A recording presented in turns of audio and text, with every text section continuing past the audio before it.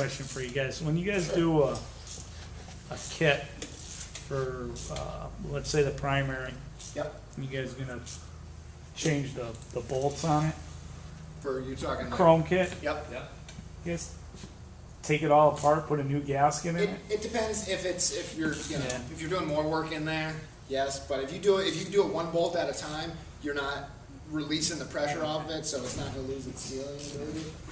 Yeah, if you're just changing bolts, I would say just do one at a time, Yeah. you know? Don't do anything with the head bolts, so. Yeah. Head Yeah, bolts, no, head bolts, That's- no. Replace that? That's put a chrome cover on it if it's corroded. Clean it up a little, paint it, whatever, but don't take the head bolts out.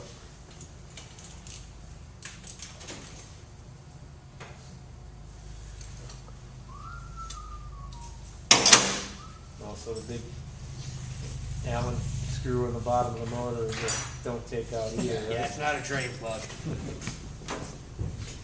You'll break an engine case pretty easy. Don't take it out, and if you take it out, put it back only as far in as you took it out, as you can, crank it. Yeah, it's a pipe plug, it's tapered. If you go too far in, it'll break. Snap. Same thing with a sending unit, tapered thread, I've seen that. And that's a great time to do flywheels because you're gonna be getting engine cases anyway. Yep, we did have a bike, we had to split the cases, separate them, send them out, have them welded, because the guy took the Tight. plug out from underneath the motor, and then when he went to put it back in, he just kept cranking it, waiting for it to bottom out on something, which it never does, because it's pipe thread. Split it, huh? Split the case, Yeah, yeah. just a giant So, wedge. some simple thing, you know. I always recommend is stop, ask questions. You know, if it seems like, hey, this doesn't feel right, it probably isn't right.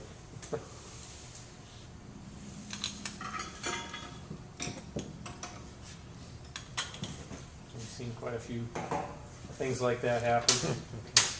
I think I had mentioned the guy who had squeaky brakes and sprayed WD-40 on his Those rotors. are- That's a good It took care of the trick. squeak. Yeah. It did. That's Gets nice. rid of it. Nice. Fortunately, after the squeak was gone, there was also So was it easy? Downhill. Crumple of Yeah, the metal. pipe is going.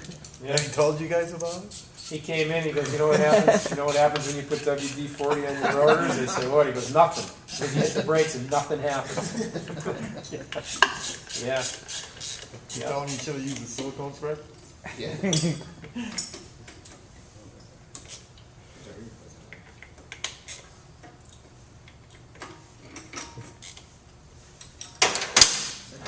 On the There's all kinds out there. There's a measure of common sense. All I was gonna say, there's all kinds, huh? Yeah. Yeah. You guys must see it all, huh? What, right on it? Brake pads been put in backwards. That's well on the newer ones anyhow. That's hard to do. Yeah. Mine is just locked tight on, I'm not gonna break your balls too hard. Another popular one is taking the bolts off of the back fender struts and putting longer ones in. Yeah. And then they come in and ask why there are grooves in the sidewall of the tire.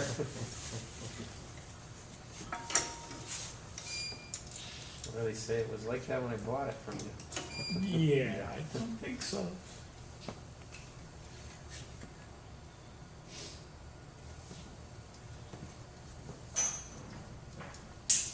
Basically, all we're doing now is putting the motor mount on this side with the horn.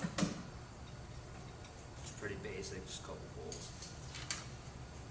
You had to rewire the automatic releases too, didn't you? Yep, I forgot to actually talk about that. The automatic compression releases, how they're normally wired when you buy a wiring harness that's fitted for your bike.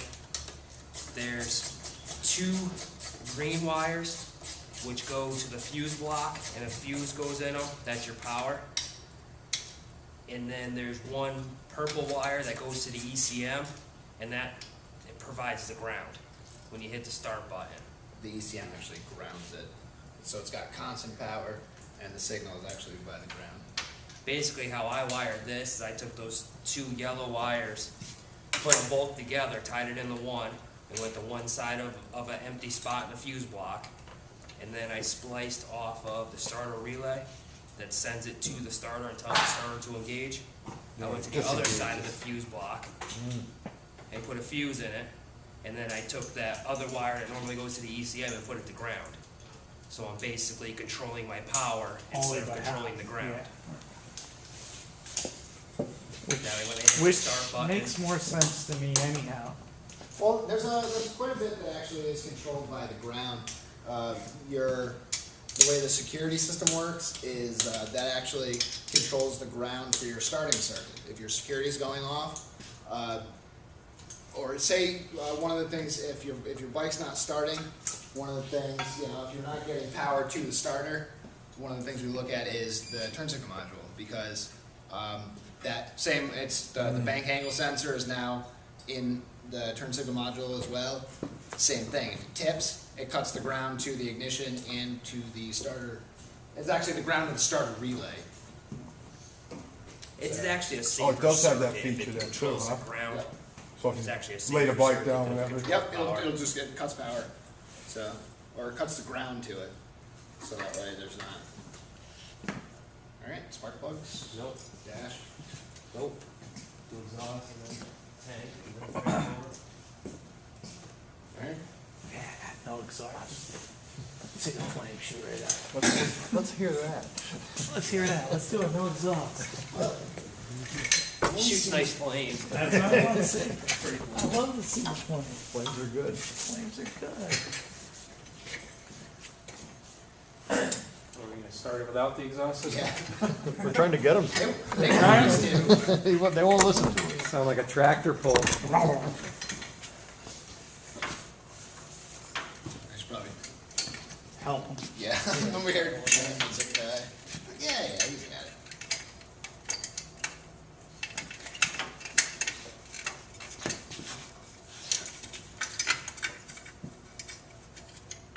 So as far as running the bike for warming up, you had been mentioning heat cycles and all that. I know that Steve had a unique way of warming up his bike that led to this motor job being necessary, so you may want Start and to... go. Yeah. What's that? Start and go. Start and go, yeah. I always say the bike should be warmed up. It doesn't exactly have to be operating temp warmed up to be ridden, but it should be warmed up.